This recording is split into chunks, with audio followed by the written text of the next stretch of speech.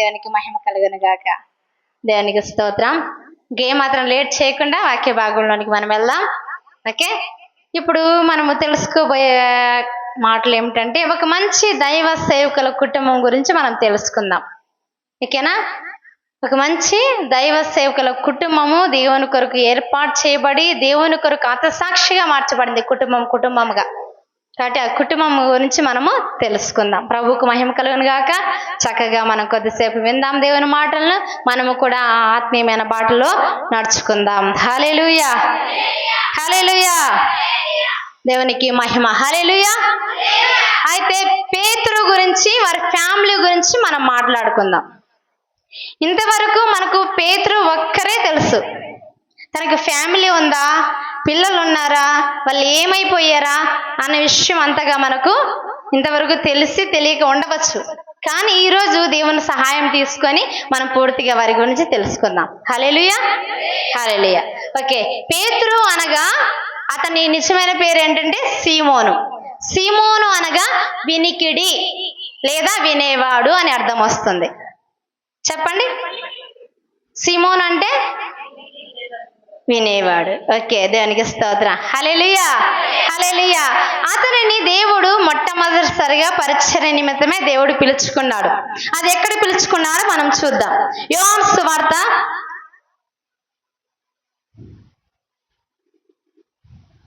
1వ అధ్యాయము 40 నుంచి 42 వచనాలు మనం చదువుకుందాం.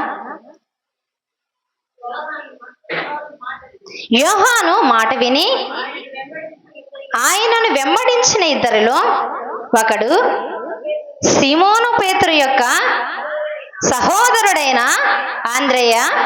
ఇతడు మొదట తన సహోదరుడైన సీమోనును చూచి మేము మెస్సీయను కనుగొంటిమని అతనితో చెప్పి యేసు నద్దకు అతన్ని తోడుకొని వచ్చెను. మెస్సియా అను మాటకు అభిషిక్తుడని అర్థము. యేసు అతని వైపు చూచి నీవు యోహాను కుమారుడవైన సీమోనువు, నీవు కేఫా అనబడదువని చెప్పాను. కేఫా అను మాటకు రాయి అని అర్థము. హల్లెలూయా. కేఫాను, సీమోను దేవుడు ఏమని పిలిచాడు? కేఫా. కేఫా అనే మాటకు అరబిక్ భాషలో రాయి అని అర్థం వస్తుంది. గ్రీకు భాషలో కూడా రాయి అనే అర్థం వస్తుంది. హల్లెలూయా. కేఫా అనగా రాయి, రాయి అనేటువంటి అర్థం వస్తుంది. హల్లెలూయా. అయితే ఈ రాయి అన్నటువంటి ఈ సీమోను ఎక్కడి నుండి తీయబడితే రాయి అవుతుంది? ఒక రాయి రావాలంటే ఏదో పెద్ద దానిలో తీయాలి. ఏంటి ఆ పెద్దది?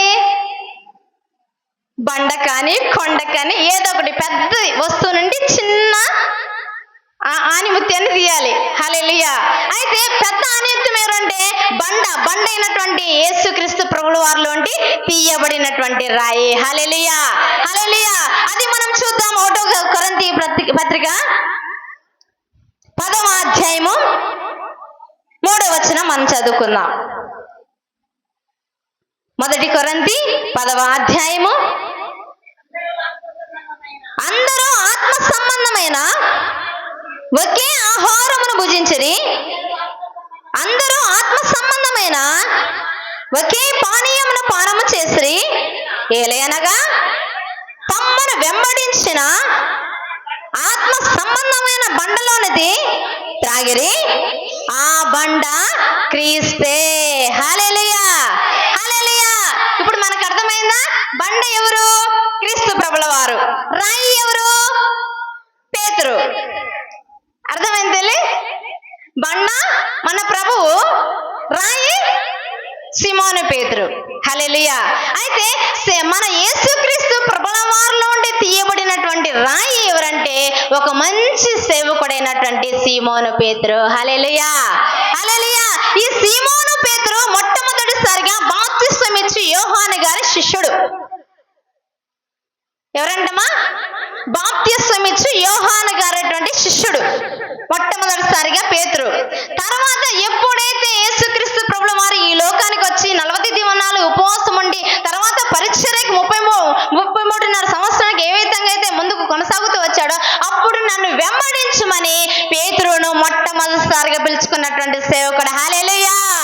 మొట్టమొదటిసారిగా దేవుంటూ వచ్చినటువంటి పిలుపు ఎవరు విన్నారంటే పేతురు భక్తుడు విన్నాడు. హల్లెలూయా.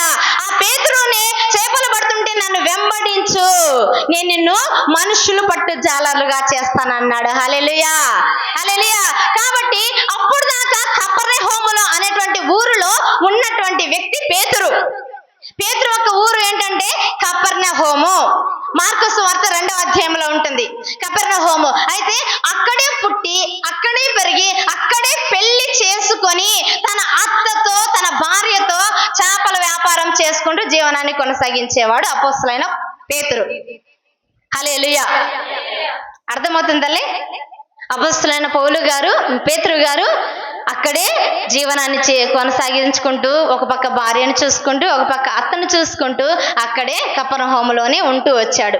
అయితే ఎప్పుడైతే దేవుడు నన్ను వెంబడించమని దేవుని పిలుపును పొందుకొని పేతురు ఎప్పుడైతే దేవునికి దగ్గరగా ఉన్నాడో అప్పటి నుండి ప్రభువుని వెంబడించడం, ప్రభువును ఆరాధించడం, ప్రభువును కొనియాడడం, ప్రభువుకు అతి సమీపంగా ఉన్నటువంటి వ్యక్తి పేతురు భక్తుడు. హల్లెలూయా. హల్లెలూయా. పేతురు భక్తుడిని మొట్టమొదటిసారిగా దేవుడు పిలుచుకున్నప్పుడు తను ఎంతగానో దేవుని పరిపూర్ణంగా నమ్మాడు కాబట్టి దేవుని వెంబడించాడు. హల్లెలూయా. ఆ నమ్మినటువంటి వ్యక్తి దేవుని వెంబడించాడు కాబట్టి అతను ఏం చేశాడంటే ఎంతో నమ్మకంగా ఉన్నాడు, ఎంతో గట్టిగా దేవుని వెంబడించాడు. అంతే గట్టిగా 3 సార్లు దేవుడు ఎవరో తెలియదని అబద్ధం కూడా ఆడాడు. అర్థమైందా? ఎంత గట్టిగా నమ్మాడో, ఎంత గట్టిగా వెంబడించాడో అంతే గట్టిగా దేవుడు ఎవరో తెలియదని యేసును పట్టుకున్నప్పుడు ముమ్మారు అబద్ధం ఆడాడు. పేతురు, కోడి కుయ్యక ముందు నువ్వు ముమ్మారు అబద్ధం ఆడతావు, ఎందుకు ఇట్లా మాట్లాడతావు నువ్వు అనేసి దేవుడు పేతురుతో అన్నాడు. హల్లెలూయా. అయితే అంతే గట్టిగా పశ్చాత్తాపాన్ని పొందుకున్నాడు, అంతే గట్టిగా బలాన్ని పొందుకున్నాడు, అంతే గట్టిగా ప్రభు పరిచర్యలో ముందుకు కొనసాగాడు, అంతే గట్టిగా ప్రభువు సంఘాన్ని పునాది మీద కట్టడానికి ఇష్టపడ్డాడు. హల్లెలూయా. మొదటి బిషప్, మొదటి అపోస్తలుడు, మొదటి సేవకుడు, మొదటి యాజకుడు ఈ యొక్కటువంటి సీమోను పేతురే. హల్లెలూయా. మొట్టమొదటి సేవకుడు సీమోను పేతురే. హల్లెలూయా. యేసుక్రీస్తు ప్రభువు వారి భూలోకానికి వచ్చిన తర్వాత యేసు ప్రభుతో పాటు నడిచినటువంటి మొట్టమొదటి సేవకుడు ఎవరంటే సీమోను పేతురు. హల్లెలూయా. ఈ సీమోను పేతురు అంతియోకు అనేటువంటి సంఘంలో ఒక మంచి సంఘాన్ని కట్టాడు. మొట్టమొదటి సంఘాన్ని కట్టినటువంటి వ్యక్తి ఎవరంటే ఈ సీమోను పేతురే. హల్లెలూయా. చూడండి, సీమోను పేతురుకి ఎన్ని ప్రాముఖ్యమైనటువంటి అర్హతలు పొందుకున్నాడు, ఎంత గొప్ప స్థాయిని పొందుకున్నాడు. హైలైట్స్ చాలా ఉన్నాయి పేతురుకి. చాలా సాధించాడు దేవుని దగ్గర నుండి, చాలా వెంబడించాడు దేవుని దగ్గర నుండి.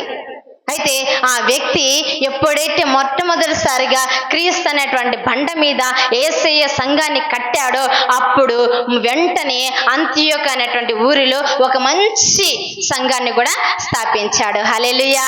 ఎక్కడైతే కపెర్నహూము అనే ఊర్లో మనం సీమోను ఇల్లు ఉందని చెప్పుకుంటున్నామో అక్కడే అతను మొట్టమొదటిసారిగా గొప్ప మందిరాన్ని కట్టాడు. హల్లెలూయా.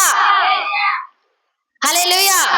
మనకు మార్కు సువార్త దాదాపు 5-6 అధ్యాయాల్లో ఉంటది. మనకి యేసయ్య కపెర్నహూముకు వస్తే పేతురు ఇంటికే వచ్చాడు, పేతురు దగ్గరే ఉన్నాడు. పేతురు ఇంటిలో ఉన్న జన సమూహం ద్వారా తన గడప కమ్ములు కూడా పట్టకుండా అంత విస్తారమైనటువంటి జనాలు వచ్చారని మనకు చూస్తూ ఉంటాం బైబిల్ గ్రంథంలో. హల్లెలూయా. హల్లెలూయా. చాలా మంది ఎప్పుడు కపెర్నహూముకు దేవుడు వస్తూ ఉన్నప్పటికీ కూడా అక్కడ జన సమూహం అంతా కూడా గుంపులుగా పేతురు ఇంటికి వచ్చేవాళ్ళు. హల్లెలూయా. ఆ పేతురు ఇంటికి వచ్చే సమయానికి ఈ యొక్క పేతురు అయితే చాలా ఆసక్తితో ఎదురు చూసేవాడు. అమ్మా, యేసయ్య మన దగ్గరికి ఈరోజు వస్తాడు, మన ఇంటిలో అద్భుతాలు చేస్తాడు, పక్షవాయు కలిగినటువంటి వ్యక్తిని మా ఇంట్లో స్వస్థపరిచాడు, ఎన్నో అద్భుతాలు ఇక్కడ ప్రారంభమయ్యా, ఎన్నో సూచన క్రియలు ఇక్కడ ప్రారంభమయ్యా, దేవుడు మనతో పాటు వస్తున్నాడంటే మన ఇంట్లో ఆయన సన్నిధి నిలబడి ఉన్నది. హల్లెలూయా. హల్లెలూయా. మనం కూడా ఏమనుకుంటాం, తండ్రి మా ఇంటికి రావా, మమ్మల్ని దీవించవా, మమ్మల్ని హెచ్చించవా, మమ్మల్ని బలపరచవా, మా జీవితాలు కట్టవా, మా కుటుంబంలో ఉన్న వ్యాధి బాధ బలహీనతల నుండి విడిపించవా అని యేసయ్యను అడుగుతా ఉంటాం. మరి పేతురు ఇండ్లు యేసే ఇంటికి యేసేకి అనుకూలంగా ఉన్నప్పుడు మన ఇండ్లు మన యేసేకి అనుకూలంగా ఉందా? దేవుని ఆరాధించడానికి అనుకూలంగానే ఉందా? దేవుని స్వీకరించడానికి అనుకూలంగానే ఉందా? దేవుడు ఇష్టపడే విధంగా మన ఇండ్లు ఉందా? మన హృదయాలు ఉన్నాయా? మన కుటుంబం ఉందా? మనం నివసించే నివాసము ఏ విధంగా ఉంది? రవయ్యా యేసయ్యా మా ఇంటికి, నీ రాకకై నేను వేచి ఉంటిని. రవయ్యా యేసయ్యా మా ఇంటికి, నీ రాకకై నేను వేచి ఉంటిని.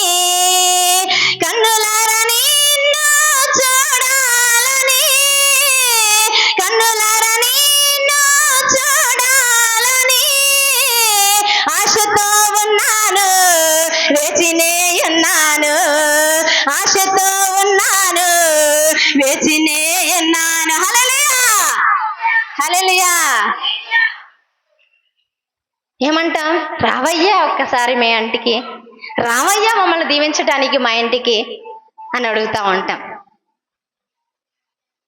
ఆదరించవా ఎరుగింటిని, దీవించవా పొరుగింటిని. హల్లెలూయా.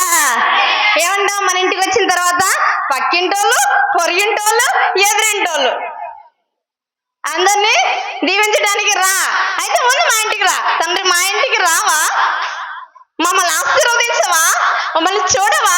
మా దగ్గరికి రావయ్యా అని యేసయ్యను ఆహ్వానిస్తూ ఉంటాం. అయితే ఎప్పుడైతే కపెర్నహూముకు వచ్చిన తర్వాత యేసయ్య పేతురు ఇంటిని ఒక నివాసముగా పరిచర్యకు అనుకూలంగా చేసుకున్నాడో, బేతనీ అనేటువంటి ఊరిలో కూడా మార్తా, మరియా, లాజర్ ఇంటికి కూడా అదే విధంగా పదే వెళ్తూ వచ్చాడు. హల్లెలూయా, హల్లెలూయా. అక్కడ బేతనీయలో మార్తా మరియా ఇంటికి పోయినట్లుగా, కపెర్నహూములో పేతురు ఇంటికి వచ్చినట్లుగా ఈ నర్సింగ్ హోమ్లో ఎవరింటికి రావాలి? యేసయ్య. హల్లెలూయా. ఈ నర్సింగ్ హోమ్లో ఎవరింటికి రావాలి? సేవకుల ఇంటికా? సంఘంలోకా? లేదంటే మన ఇంట్లోకా? ఎవరింటికి రావాలి యేసయ్య? మన ఇంట్లోకి రావాలా? రావాలమ్మా యేసయ్య. వస్తే మేలే జరుగుతుందా? జరుగుతుందా? నమ్ముతున్నారా? నమ్ముతున్నారా? ఓకే, దేవునికి స్తోత్రం. హల్లెలూయా. యేసయ్య మన ఇంటికి వస్తే అద్భుతమే. యేసయ్య మన ఇంటికి వస్తే మేలే. యేసయ్య మన ఇంటికి వస్తే మన ఇంట్లో తారుమారైపోతే పరిస్థితులన్నీ కూడా. హల్లెలూయా, హల్లెలూయా. ఒకవేళ చీకటితో ఉన్నావు, బంధకాలు ఉన్నావు, అవమానంలో ఉన్నావు, అప్పులో ఉన్నావు, వేదనలో ఉన్నావు, కృంగుదలలో ఉన్నావు, అయితే యేసయ్య నీ ఇంటికి వస్తే తప్పనిసరిగా వాటి నుండి విడుదలే. హల్లెలూయా, హల్లెలూయా. యేసయ్య మన ఇంటిలోనికి వస్తే మనకు మేలు జరుగుతుంది. ఆమేన్, హల్లెలూయా. ఇక్కడ సీమోను ఇంటికి ఎప్పుడైతే వెళ్ళాడో, సీమోను ఇంటిలో వాళ్ళ అత్త జ్వరముతో పడి ఉంది.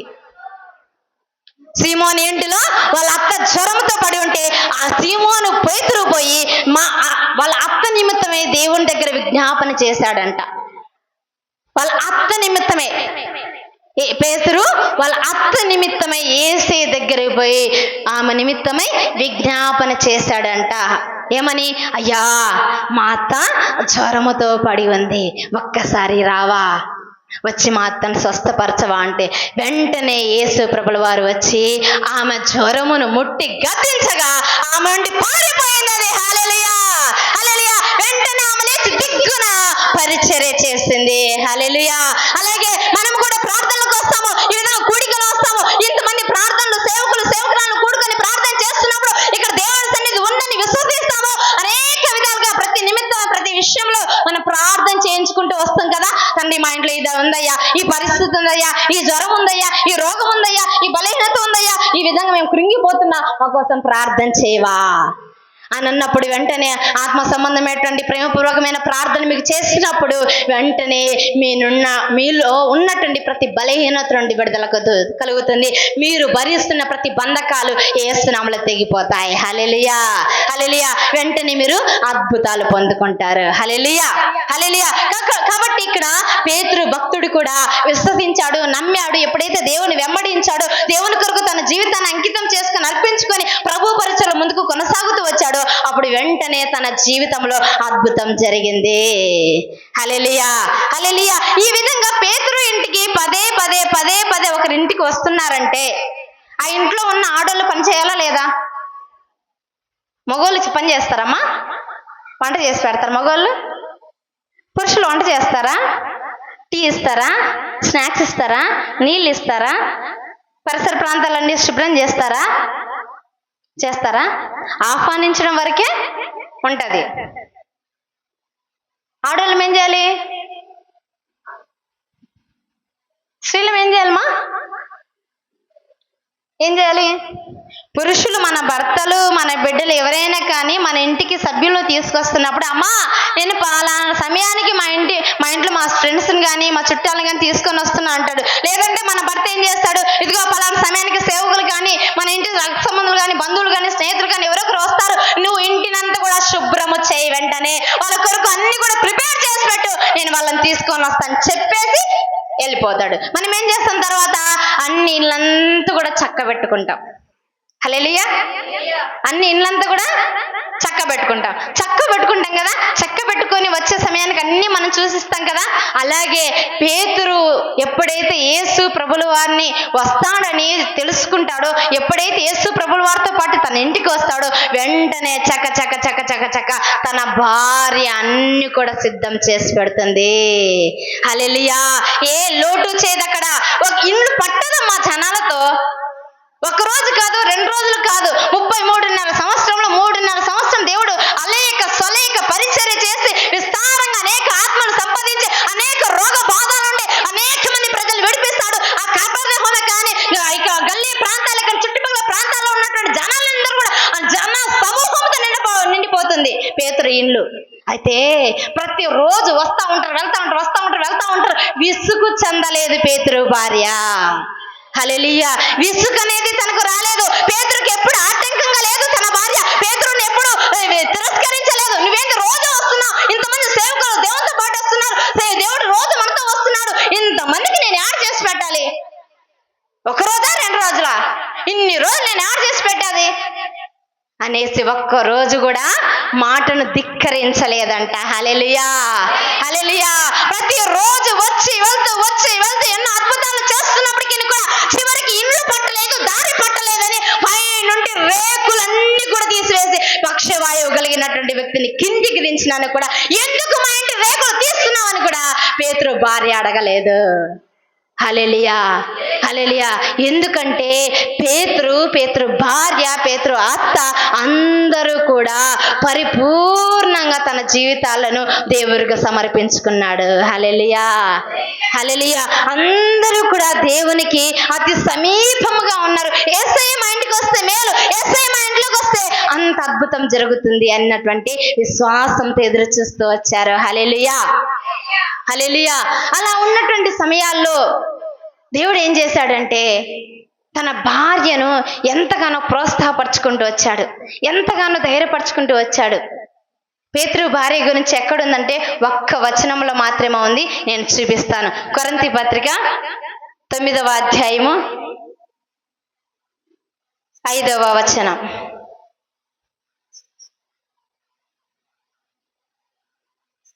మొదటి కొరింథీ 9:5.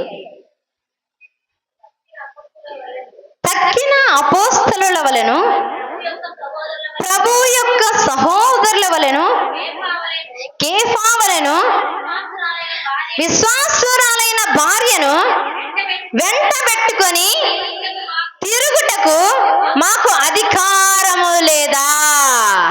హల్లెలూయా. ఈ 1 వచనంలో మాత్రమే పేతురు భార్య గురించి రాయబడింది. అది ఎవరు రాశారంటే అపోస్తలుడైన పౌలు గారు రాశారు. హల్లెలూయా. పౌలు గారు రాశారంటే ఆ మనిషి జీవిత చరిత్ర వెనక ముందు సమస్తం ఎరిగిన తర్వాతే జీవ గ్రంథంలో రాస్తాడు. హల్లెలూయా. అంతవరకు ఒక వ్యక్తిని కూడా ఎత్తి పెట్టి చూపడు. ఎందుకంటే సంఘాలు ఎలా ఉండాలో, కుటుంబాలు ఏ విధంగా ఉండాలో, స్త్రీలు ఎలాగా ఉండాలో, పద్ధతులు ఎలా ఉండాలో, నడవడిక ప్రవర్తన పద్ధతి చూపు ఆలోచన ఏ విధంగా ఉండాలో సమస్తమును పరిశీలించి చెప్పగలిగినటువంటి వ్యక్తి అపోస్తలుడైన పౌలు. కాబట్టి హల్లెలూయా. ఆ వ్యక్తి ఇక్కడ ఒక స్త్రీ గురించి రాశాడంటే అక్కడ పేతురుతో పాటు వెళ్తున్నప్పుడు వస్తున్నప్పుడు తన ఇంటికి వచ్చినప్పుడు ఎలా చూస్తుందో తన ప్రవర్తన అంతా కూడా చూశాడు కాబట్టి ఇక్కడ రాసించాడు. హల్లెలూయా. ఇక్కడ ఏమన్నాడు? కేఫావలెను విశ్వాసురాలైన తన భార్యను వెంట పెట్టుకొని. మనకు తెలుసా ఇంతవరకు పేతురుకు పెళ్ళయిందని? పేతురు ఉన్నారు, 12 మంది శిష్యులు ఉన్నారు, శిష్యులే ఉన్నారు, వాళ్ళు పరిచర్య చేశారు, దేవుని వెంబడిస్తున్నారు అన్నవరకే తెలుసు. కానీ పేతురు భార్య ఉందని మనకు తెలుసా? పేతురు భార్య ఉందని మనకు తెలుసా? కానీ చరిత్రకారులు అంటారు పేతురు భార్య చరిత్రలో మనం చూస్తే పెర్సిత్యువా. పేతురు భార్య పేరేంటమ్మా? పెర్సిత్యువా. చెప్పండి. పెరి పెరి పెరి పెర్సిత్యువా. పెర్సిత్యువా అంటే సంపూర్ణత, పూర్తి, పరిపూర్ణత అన్న అర్థాలు వస్తాయి దానికి.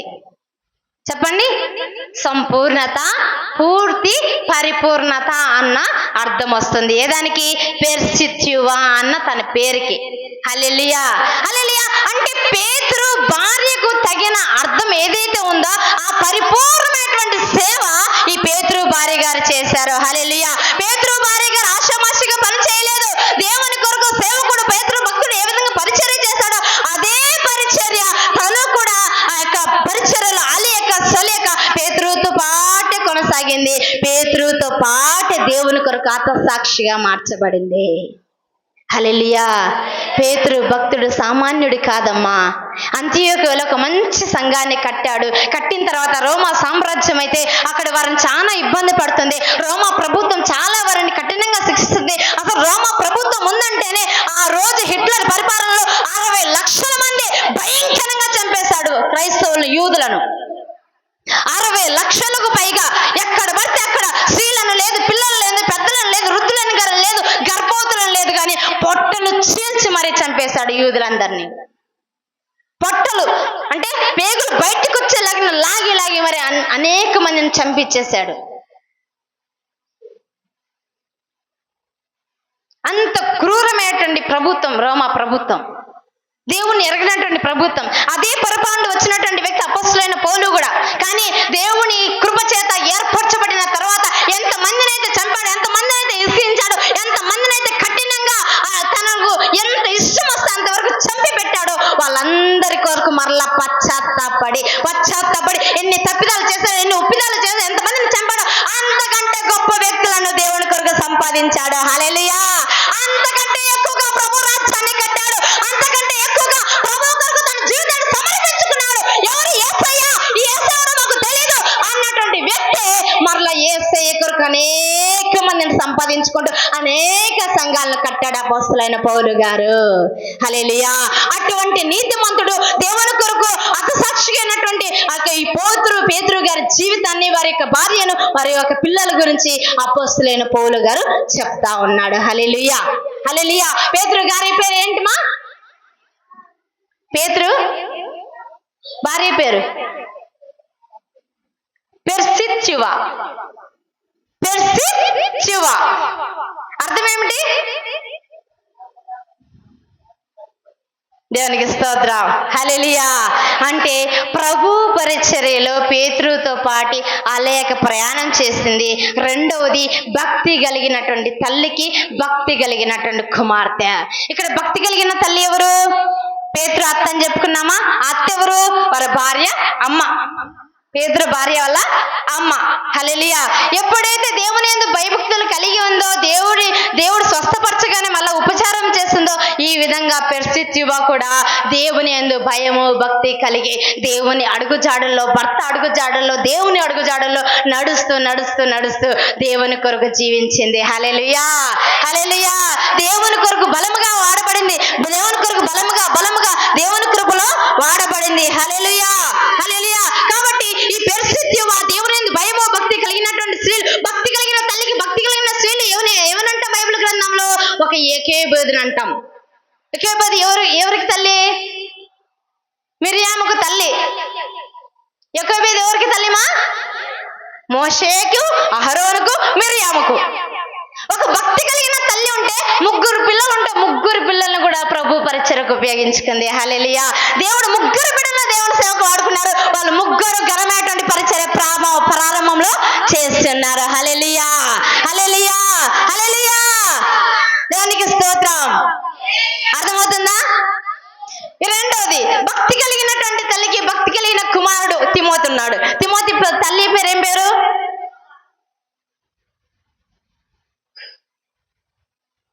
ఏమా, తిమోతి గారి తల్లి పేరేంటి చెప్పాలి? ఏంటి మర్చిపోయారా?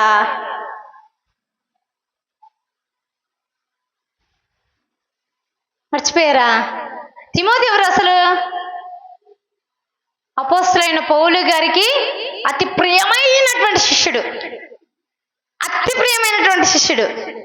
తిమోతి లేకపోతే అపోస్తలుడైన పౌలు అంతగా పరిచయం చేయడానికి కూడా ఇష్టపడు. ఎందుకంటే ప్రతి విషయంలో పేతురుని ఎంట పెట్టుకొని పోయేవాడు. హల్లెలూయా, హల్లెలూయా. ఈ తిమోతి తల్లి ఎవరు? యూనికే తల్లి ఎవరు? లోయి. హల్లెలూయా. 2 తిమోతి 1:5 ఉంటది. అంటే నీ అవ్వ అయిన లోయలోను నీ యొక్క తల్లి అయిన యూనికో నుండి వచ్చినటువంటి విశ్వాసం నీలో కూడా ఉంది అంటాడు దేవుడు. హల్లెలూయా, హల్లెలూయా. అటువంటి విశ్వాసంతో కూడినటువంటి తల్లిదండ్రులు మనతో ఉంటే, మనకు ప్రార్థన చేస్తా ఉంటే, వాళ్ళ అడుగుజాడల్లో మనం నడిస్తే మనం కూడా ఆటోమేటిక్ గా దేవునికి దగ్గరగా ఉండిపోతాం. హల్లెలూయా, హల్లెలూయా. ఇక్కడ మూడోది పరిచారకురాలు. దేవునికి ఎంత పరిచర్య చేసిందో తన తల్లి, తను కూడా వచ్చిన వారందరికీ కూడా ఎక్కడ లోటు లేకుండా పని చేసుకుంటూ పరిచర్య చేసుకుంటూ వచ్చిన వారిని ప్రేమతో చూసుకుంటూ వెళ్ళింది. హల్లెలూయా. ఇక నాలుగోదిగా విశ్వాసరాలను ఎక్కడ చదివినాం? 1 కొరింథీ 9:5 మనం ఇప్పుడు చదువుకున్నామా? విశ్వాసురాలైన భార్యను వెంట పెట్టుకొని ఎక్కడికి వెళ్ళారంట? ఎక్కడికి వెళ్ళాడమా? వెంట పెట్టుకుని ఆడికి వెళ్ళాడు భార్యనే? ఊరికి వెళ్ళాడా? షికార్కి వెళ్ళాడా? పెళ్లికి వెళ్ళాడా? పెరంటాలకి వెళ్ళాడా? యాడికి వెళ్ళాడు? తిమోతి ఆడికి వెళ్ళాడమా? పరిచర్యకి వెళ్ళాడు కదా. హల్లెలూయా. బోలో యేసు మహారాజ్కి, బోలో క్రీస్తు మహారాజ్కి. హల్లెలూయా. నిద్రపోతున్నారా?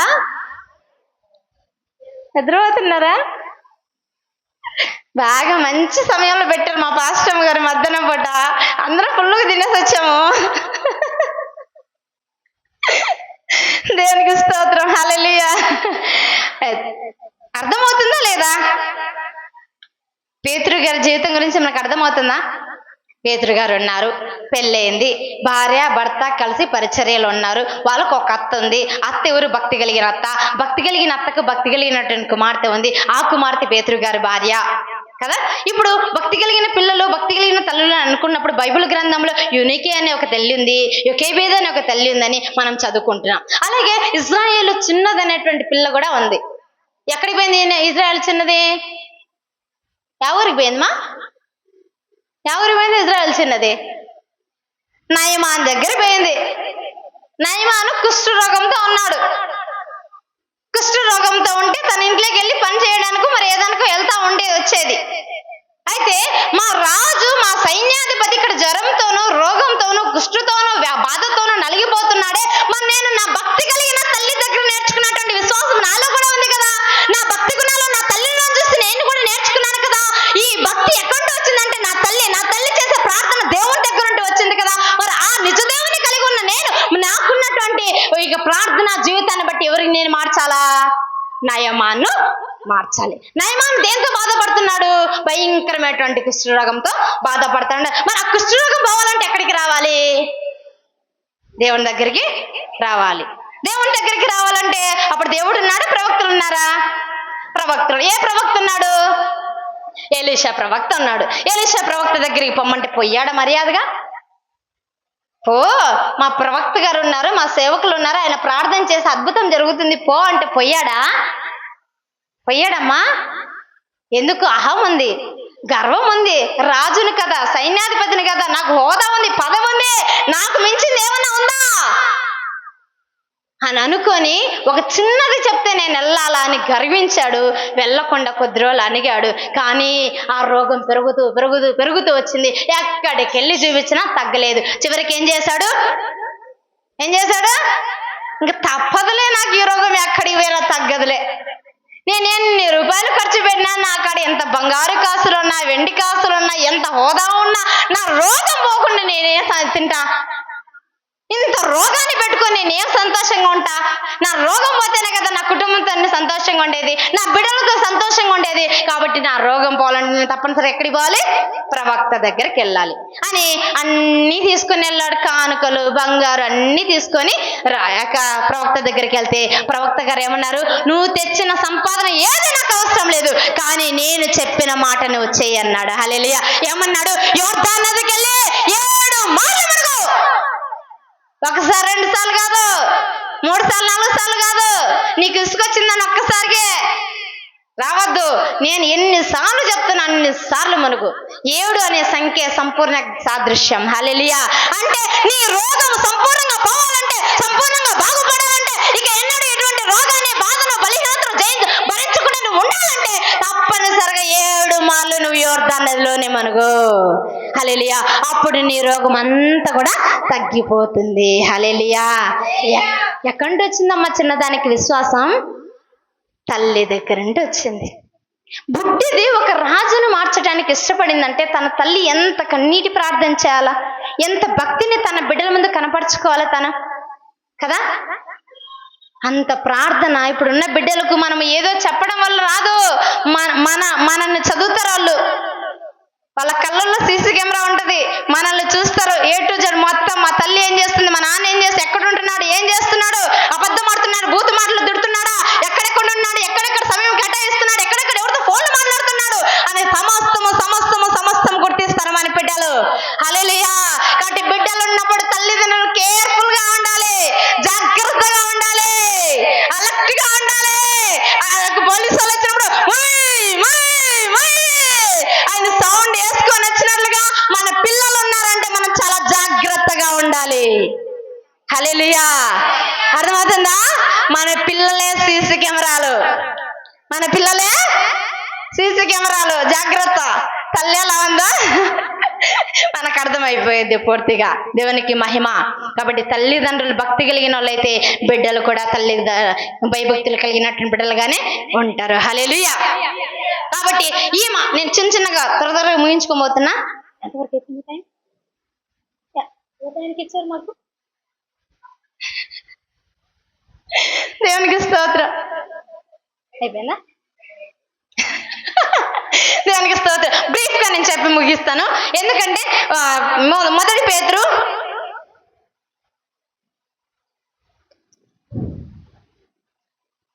ఆమె జీవమును కృపావరములు కూడా పాలి భాగస్తురాలైంది. అంటే దేవుని కొరకు హతసాక్షిగా మార్చబడ్డానికి దేవుడు పేతురుని వెంబడి పెట్టుకొని వెళ్తున్నప్పుడు ఈ యొక్క పేతురు భార్య కూడా దేవునితో పాటు నడిచింది. పేతురు భార్య ఇద్దరు కూడా దేవుని కొరకు హతసాక్షిగా మార్చబడ్డారు. పేతురునైతే యేసు ప్రభువు వారిని ఎట్టమ్మ సిలువ వేసింది?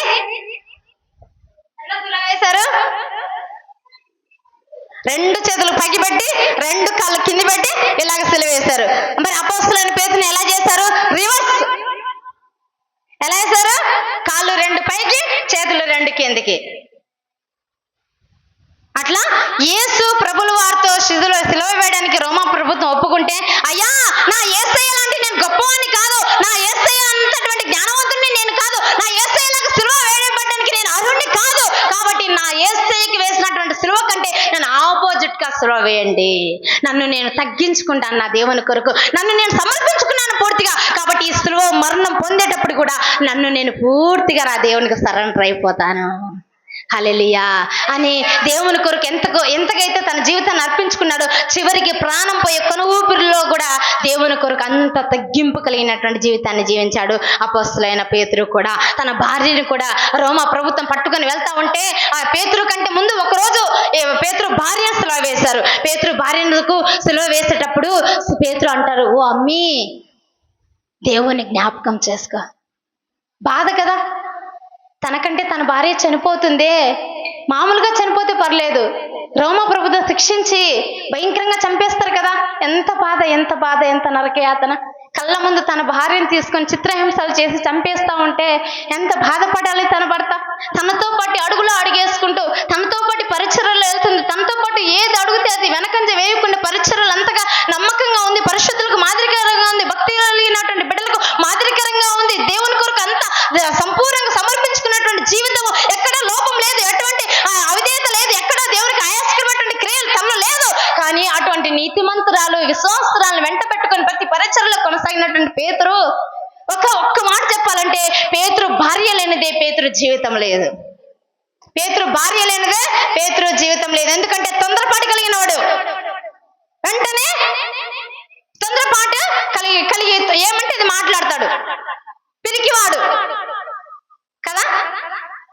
అటువంటి వ్యక్తిని ఎన్నుకుండి సరి చేసుకుంటూ అయ్యా నువ్వు మాటలేదు సరికాదు, ఎన్నో వస్తాయి, సంఘాల్లో పోరాటాలు వస్తాయి, ఎన్నో ఆటంకాలు వస్తాయి, కానీ సరి చేసుకుని మనమే వెళ్ళాలి, ఎందుకు దేవుడు మనకు అప్పగించాడు అనేసి ఎన్నో విధాలుగా సరి చేసుకుంటూ వెళ్ళింది. అయితే ఆ రోజు సిలువ వేయబడి ఆ యొక్క రోమా ప్రభుత్వం ఆమెను చంపేస్తుంటే, ఓ అమ్మి దేవుని జ్ఞాపకం చేసుకునే సమయంలో రిమెంబర్ మీ లార్డ్, ఆమె సమాధి మీద కూడా రిమెంబర్ మీ లార్డ్ అని ఉంటది ఇప్పటికీ కూడా. ఎందుకు ఈ మాట చివరిగా మాట్లాడాడు పేతురు తన భార్యతో, ఓ అమ్మి దేవుని జ్ఞాపకం చేసుకో, దేవుని కొరకే కదా ఇంతవరకు మనం భరించింది, దేవుని కొరకే కదా మనం జీవించింది, దేవుని కొరకే కదా మన జీవితాలను సమర్పించుకుంది, ఎన్ని ఆటంకాలు వచ్చినా కానీ దేవుని అడుగుజాడల్లో మనం కొనసాగుతూ వచ్చాం కదా, జీవం మన కృపావరంలో మన పాలు భాగస్తులమయ్యాం కదా, మరి ఈ జీవం దేవుని కొరకే కదా. కాబట్టి నువ్వు ధైర్యంగా దేవుని దగ్గరికి వెళ్ళు, కళ్ళు మూసుకొని దేవుని జ్ఞాపకం చేసుకొని నీ ఆత్మను దేవునికి అప్పగించుకో, అప్పుడు కళ్ళు మూస్తా, పరలోకంలో కళ్ళు తెరుస్తా. హల్లెలూయా. నువ్వు ముందు వెళ్ళు, వెనక నేను తర్వాత వస్తా. హల్లెలూయా. ఆ రోజు రాత్రి పేతురు భార్యను సిలువ వేస్తే తెల్లారి పేతురుని కూడా సిలువ వేస్తారు. హల్లెలూయా. అయితే ఒక్క 5 నిమిషాలు తన కుమార్తె గురించి చెప్తా. మాయా అనే కుమార్తె తనకున్నట్టు చరిత్రకారులు చెప్తారు, అలాగే పెట్రోనిల్లా అనేటువంటి కుమార్తె కూడా తనకున్నట్టు చరిత్రకారులు చెప్తారు. పెట్రోనిల్లా, క్లెమెంట్ అనేటువంటి చరిత్రకారుడు ఈ విధంగా ఆ పేతురు భార్య చివరి కాలపు గడియల్లో ఉన్నటువంటి చరిత్రకారులు వీళ్ళు. అప్పుడు రోజుల్లో ఉన్నటువంటి జ్ఞానవంతులు వీళ్ళు. వాళ్ళ జీవిత చరిత్ర గురించి రాస్తారు ఇవన్నీ. తన భార్య పేరు పెట్రోనిల్లా, తన కుమార్తె పేరు పెట్రోనిల్లా. హల్లెలూయా. పెట్రోనిల్లా అంటే అర్థం ఏమిటంటే శిలా. పెట్రోనిల్లా భార్య కూతురు పేరు ఎవరంటావా? పెట్రోనిల్లా పేరేంటి? అర్థం శిల. ఒక పక్క రాయి అనేది వస్తుంది. మనం మొదటి నుండి చూసుకుంటే పేతురు రాయి కాబట్టి తన భార్య కూడా రాయిలాగా పరిచర్య చేసింది. చివరికి పెట్రోనిల్లా తన కుమార్తె కూడా దేవుని కొరకు రాయిలాగా శిలగా మార్చబడింది. అయితే ఆమె చాలా అందమైనటువంటి కుమార్తె, చాలా సౌందర్యవంతి, చాలా జ్ఞానవంతురాలు. అయితే ఆమె అందాన్ని చూసి అప్పుడు రోమా ప్రభుత్వంలో ఉన్నటువంటి ప్లాకస్ అనేటువంటి వ్యక్తి, ఒక యవ్వనస్తుడు, అప్పుడు పరిపాలనలో ఉన్నటువంటి వ్యక్తి ప్లాకస్. అర్థమవుతున్నాయా? పేతురుకు పెళ్ళయింది, భార్య ఉంది, భార్య ఉంటే పిల్లలు కూడా ఉన్నారు. అది మనకు బైబిల్లో లేదు, చరిత్రకారులు చెప్తారు. అయితే ఆ కుమార్తె పేరేంటి? పెట్రోనిల్లా. పెట్రోనిల్లా అంటే శిల అని అర్థం వస్తుంది. అయితే ఆమె యవ్వనస్తురాలు కాబట్టి తన అందాన్ని చూసి వెంటనే రోమా ప్రభుత్వంలో ఉన్నటువంటి నాయకుడు ఆమెను ఇష్టపడి, ఆ ఇష్టపడినటువంటి వ్యక్తి ఈమెను పెళ్లి చేసుకోవాలని వస్తాడు. అతని పేరేంటి? ప్లాకస్. చెప్పండి, ప్లాకస్. అయితే అతను అన్యుడిగా ఉన్నాడు కాబట్టి ఈమెను పెళ్లి చేసుకోవడానికి అడిగినాను కూడా ఈమె ఇష్టపడలే. పెట్రోనిల్లా ఇష్టపడకపోతే ఆమె ఏమంటారు? అమ్మా, అయ్యా, నాకు 3 రోజులు గడువు కావాలి. ఎవరొచ్చి అడిగినప్పుడు? ప్లాకస్, రోమా సైన్యాధిపతి వచ్చినప్పుడు, రాజ్యాధిపతి వచ్చినప్పుడు, ప్లాకస్ వచ్చినప్పుడు పెట్రోనిల్లా ఏమడుగుతుంది? 3 రోజులు గడువు అడుగుతుంది. ఆ 3 రోజులు ఎక్కడికి పోతుంది? ఇంట్లోకి వెళ్తుంది. 3 రోజులు కఠినంగా ఉపవాసాన్ని ఎన్నిక చేసుకొని, ప్రభా, ఒక అన్యుడికి నేను ఒక భార్యగా ఉండాలా? మా ప్రభుత్వము, మా యూదా ప్రజలందరినీ కూడా, క్రైస్తవులందరినీ చంపినటువంటి వ్యక్తికి నేను భార్యగా ఉండాలా? ఇంతవరకు నీ పరిచర్య చేసి నా తల్లి, నా తండ్రి అందరూ కూడా మేము పరిచర్యలో ఉన్నాము. నేను తూర్పు ప్రాంత పరిచర్యలో నేను బహుబలంగా నా తల్లితో పాటు నడుచుకున్నాను కదా, మరి నా తండ్రికి బదులు నేను ఎందుకు ఈ అన్యునికి భార్యగా ఉండాలి? నేను ఉండననేసి 3 రోజులు ఉపవాసం విశ్వాసంతో కన్నీరు కార్చి ప్రార్థన చేస్తుంది. చేసిన తర్వాత 2 రోజులు అయిపోతుంది. చివరికి 3వ రోజు ఉంటుంది. 3వ రోజులో ఇక ప్లాక సిద్ధపడేస్తారు. బంగారు కానుకలు వైడూర్యాలు అన్ని తీసుకొని విలువైనటువంటి వస్త్రాలు తీసుకొని తన దగ్గర పెళ్లి చేసుకోవడానికి వస్తాడు. పెళ్లి చేసుకోవడానికి వస్తే అన్ని తీసుకొని వచ్చిన తర్వాత ఏం చేస్తుంది? ఆ 3వ రోజు మధ్యాహ్నం కల్లా ఈ యొక్క పెట్రోనిల్లా చనిపోతుంది. పెట్రోనిల్లా చనిపోతుంది. అది ఎలా చనిపోయిందో కూడా చరిత్రకారులు పూర్తిగా మనకు అవగాహన లేదు, కానీ ఒక కన్యకగా చనిపోయింది అన్నటువంటి చరిత్ర ఆధారాలు అయితే ఉన్నాయి. అది రోమన్ క్యాథలిక్ చర్చిలలో మే 31 ఈ నెల 31వ తారీఖున ఆమెను ఫీస్ట్ అనేది చేస్తారు. అంటే ఆమె పేరు మీద ఒక విందు, ఒక ప్రదర్శన, ఒక పండుగలాగా చేసుకుంటారు రోమన్ క్యాథలిక్ చర్చి వాళ్ళు. ఇప్పటికీ జరుగుతుంది. 4 శతాబ్దాల నుండి ఆమె గురించి వాళ్ళ సంఘాలలో ఒక పండుగలాగా ఆచరించి పండుగ చేసుకుంటా వస్తారు. పెంతెకొస్తు దినాన మనం అందరం ఏ విధంగా పండుగ చేసుకుంటామో రోమన్ క్యాథలిక్ చర్చి వాళ్ళందరూ కూడా పండుగ చేసుకుంటూ వస్తారు. హల్లెలూయా, హల్లెలూయా. కాబట్టి ఈ విధంగా ఈ పేతురుకు పెళ్ళైంది, పిల్లలు ఉన్నారు. మాయా అనే కుమార్తె ఉందని చెప్తున్నారు, కానీ ఆమె గురించి తెలియదు. కానీ పెట్రోనిల్లాను ఆత్మ సంబంధమైనటువంటి కుమార్తెగా బైబిల్ గ్రంథము చరిత్రకారులు గుర్తిస్తా ఉన్నారు. హల్లెలూయా, హల్లెలూయా. మొత్తానికి ఈ ఫ్యామిలీ అంతా కూడా దేవుని కొరకు బహుబలంగా వాడబడినటువంటి కుటుంబము. తండ్రి మొదలుకొని కుమార్తె వరకు అందరూ కూడా దేవుని కొరకు హతసాక్షిగా మార్చబడ్డారు. ఈ పెట్రోనిల్లా కూడా ఆ వ్యక్తికి ప్లాకస్కి భారీగా ఉండడానికి ఇష్టపడకుండా తను చనిపోయిందో మరి ఏమైందో తెలియదు, కానీ పూర్తి ఆధారాలు అయితే లేవు. కానీ తను అయితే దేవుని కొరకు మరణించింది, కన్యకగానే మరణించింది అనేసి చరిత్రకారులు చెప్తా ఉన్నారు. హల్లెలూయా. కాబట్టి మన తండ్రి భయభక్తులు కలిగి ఉంటే, మన తల్లి భయభక్తులు కలిగి ఉంటే, వారి ప్రార్థన సహవాసాన్ని బట్టి మన కుమారులు, మన కుమార్తెలు కూడా దేవునికి భయభక్తులు కలిగే దేవుని అడుగుజాడల్లో నడుస్తే మన ఫ్యామిలీ అంతా కూడా దేవుని కొరకు బహంగా వాడబడతాము. హల్లెలూయా, హల్లెలూయా. కాబట్టి కుటుంబంలో ఎవరు రక్షించబడకపోయినా ఒక్కరు రక్షించబడితే చాలు, ఆ వ్యక్తి కన్నీటి ప్రార్థన వల్ల కుటుంబాన్ని అంతా కూడా దేవుడు మార్చుకుంటాడు. హల్లెలూయా, హల్లెలూయా. ఏది ఏమైనా కూడా ప్రభు బిడ్డలముగా మనం ఉన్నాం కాబట్టి ప్రభు కొరకు మనం ఘనంగా పరిచర్య చేస్తూ మనం జీవిద్దాం. హల్లెలూయా, హల్లెలూయా. అటు కృపా దేవాది దేవుడు మనకు దయచేయనుగాక. ఆమేన్, ఆమేన్. సమయం ఇచ్చిన అమ్మగారికి వందనాలు.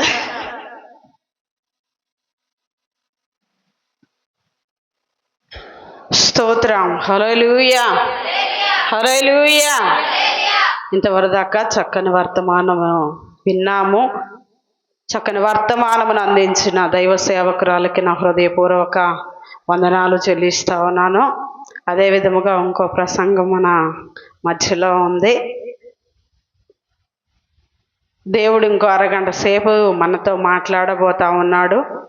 ఇంతవరదాకా విన్న ప్రసంగములో ఏదో ఒక మాట నా కొరకు దేవుడు మాట్లాడాడు అనే పశ్చాత్తాపముతో, ఒక మంచి మనస్సుతో దేవుని వాక్యానుసారంగా జీవించడానికి ఇష్టపడదాం. ఒక్క 2 నిమిషాలు పైకి లేచి నిలబడదాము. చాలాసేపు ఎందుగా కూర్చొని ఒక 2 నిమిషాలు. స్తోత్రం. హల్లెలూయా, హల్లెలూయా, హల్లెలూయా, హల్లెలూయా.